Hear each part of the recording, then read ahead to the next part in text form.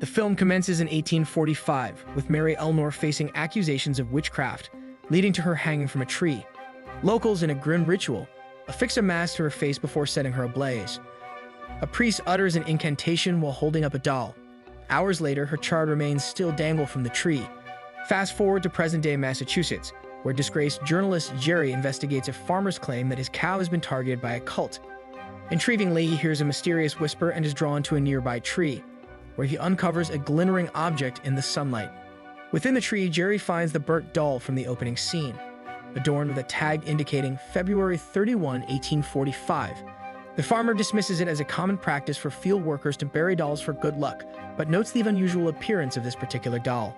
Seeing an opportunity for a chilling story, Jerry deliberately breaks the doll's head and captures staged photos of the farmer supposedly discovering it. Later that night, Jerry drives out of town, indulging in a drink. As Jerry turns to reach for the bottle, he narrowly avoids colliding with Alice. Despite the close call, Jerry's car crashes, but he emerges unscathed. Exiting the vehicle, he notices movement in the shadows, revealing Alice. Jerry pursues her through the woods until they reach the previously discovered tree. Kneeling in front of the trees, Alice repetitively utters, "I pledge my soul to you," until Jerry touches her shoulder, prompting her to faint. Subsequently, Jerry transports her back to town, discovering she resides with her uncle, Father Hagen, her sole living relative. Hagen contacts Dr. Nathalie, who confirms Alice's well-being but discloses that she is deaf-mute. Jerry questions why he heard her speak, and Nathalie attributes it to his drinking.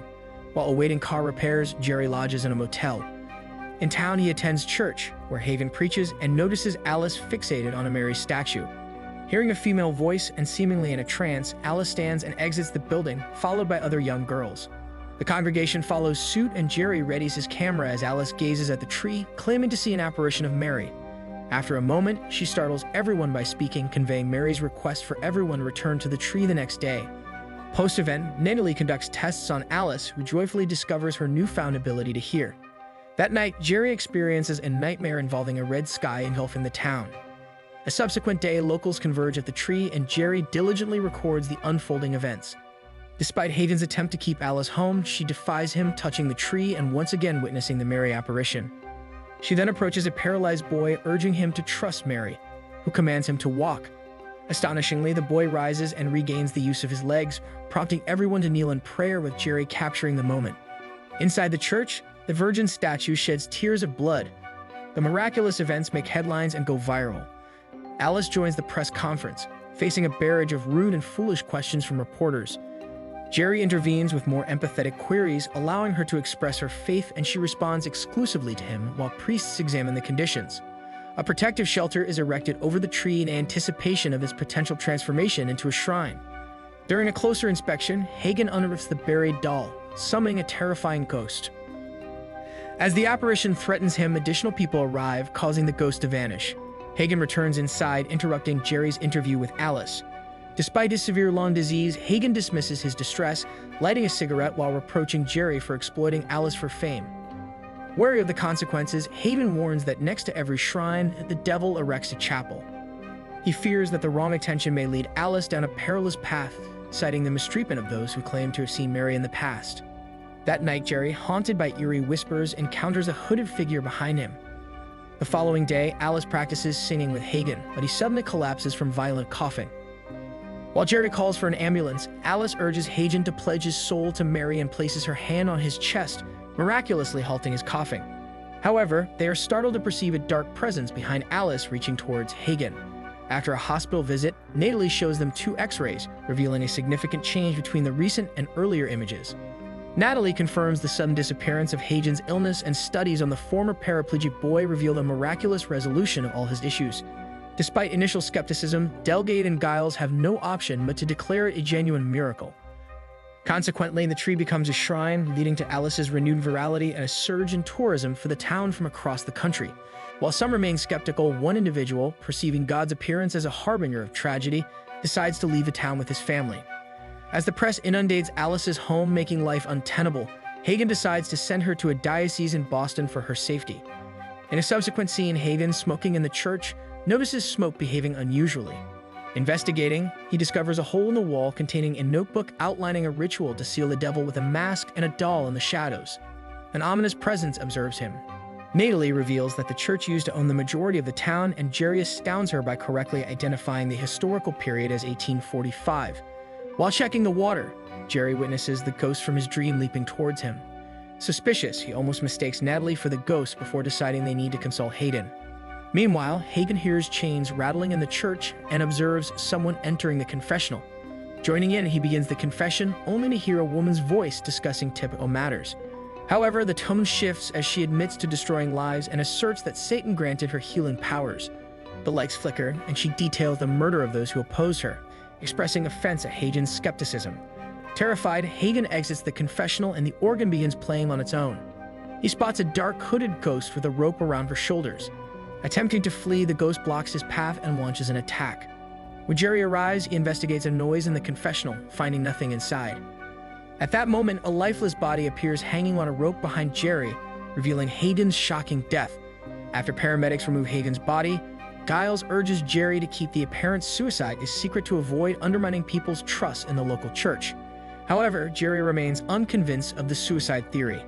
The following day, he visits Alice, highlighting Hagen's belief that evil always followed. Alice counters, asserting that Mary would never allow such darkness. In the evening, back at the motel, Jerry observes flickering lights and hears the haunting whispers once more. This time, he sees the ghost at the end of the corridor, albeit briefly. Upon reviewing interview footage, Jerry notices a peculiar blur next to Alice. Upon slowing down the recording, he is stunned to witness the ghost's movement in the paused video.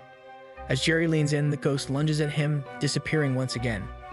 During Hagen's funeral, Jerry discusses his doubts with Natalie, who also finds it implausible that Hagen would take his own life. Together, they explore the church's basement and discover the hidden notebook. The notebook unveils the dark history of Mary Elnor, a healer claiming to channel the Virgin Mary, who in 1845 was exposed as serving Satan. The townspeople submerged Mary in the creek, compelled her to confess, and executed her by burning, trapping her ashes and soul in the broken doll. Every person she had healed subsequently fell ill again. Jerry concludes that Mary Elnor, not the Virgin Mary, is communicating with Alice and suspects the ghost killed Hagen for uncovering this truth. Simultaneously, Alice interrupts the funeral mass, declaring that Mary wants them to gather at the shrine for a special service that night. Back with Jerry, he observes a moving sheet, revealing an old Jesus statue when he removes it. Another sheet falls, exposing the ghost, which attempts to attack them. The light bulb shatters during the encounter, and they barely escape in time. Eager to warn Alice, they find that Delgade is taking her away. To avoid the crowd, Jerry and Natalie drive to Boston. Natalie searches for Alice in the convent, while Jerry confronts Giles and Delgard with the truth from the notebook. Although Giles was already aware, Delgard is hearing it for the first time. Giles dismisses Jerry's concerns, insisting they will proceed with the service, arguing that an ancient diary is in evidence. Natalie is denied access to Alice by the nuns, but Jerry seizes the opportunity to investigate the diocese's archives. He discovers that Mary had a child before her death and made a pact with the devil to continue her lineage, meaning Alice carries her blood. Suddenly losing signal on his phone, the files with Mary's confession disintegrate as a statue of the Virgin breaks down, revealing the ghost. Jerry attempts to block her path with a table, but the ghost effortlessly moves it aside and teleports in front of him. Delgard arrives and initiates an exorcism, with the ghost attempting to erase the words on his Bible. Despite the ghost's efforts, Delgard persists with a crucifix until the ghost vanishes. Delgard then agrees to collaborate with Jerry to prevent the service, fearing Alice will claim everyone's souls. A massive crowd gathers at the shrine, with even more fans watching online. In the church, Jerry and Natalie witness Delgard commencing a ritual with a doll to trap the ghost. However, every attempt to light a match is thwarted by the ghost. Suddenly, a flame intensifies, spreading to the cross on the wall and causing it to fall, fatally injuring Delgard, whose body catches fire. As statues around them shed tears of blood, the ominous events unfold. In the shrine, as Alice prepares to claim everyone's souls, Jerry and Natalie rush in, attempting to halt her. In a desperate move, Jerry confesses to fabricating all the miracles and reveals Hayden's apparent suicide, claiming Giles asked him to conceal it. Natalie communicates with Alice through sign language, disclosing Mary's demonic nature. Amidst Jerry's fabricated story, he mentions that Mary killed Hagen. Natalie's revelations create doubts in Alice's mind, leading to protests from the crowd. Mary warns Alice to complete the service or lose her ability to speak. Finally, recognizing the manipulation, Alice discloses that Mary isn't real. The crowd turns hostile, and suddenly the tree and its adornments catch fire. Panic ensues, and the heel boy loses his ability to walk. Natalie rescues him as the flames intensify and the ghost emerges from the tree, exacerbating the fire. Unveiling her burned face, the ghost touches Giles, instantly incinerating him. Jerry and Alice attempt to flee, but the ghost obstructs their path, burning Jerry's hand and leg. As she prepares to finish him, Alice intervenes, sacrificing herself and succumbing to the ghost's attack. Being the last descendant, Alice's death leads to the spirit's demise, screaming as it fades away. Grieving, Jerry cradles Alice's lifeless body, praying for mercy. Miraculously, Alice is revived. In the aftermath, Jerry, Natalie, and Alice visit Hagen's grave. With Alice unable to speak, Jerry learns sign language to communicate with her. Inside the church, a statue of the Virgin Mary weeps blood once more, concluding the movie. Make sure to subscribe and turn on notifications so you can watch more videos like this. Thanks for watching.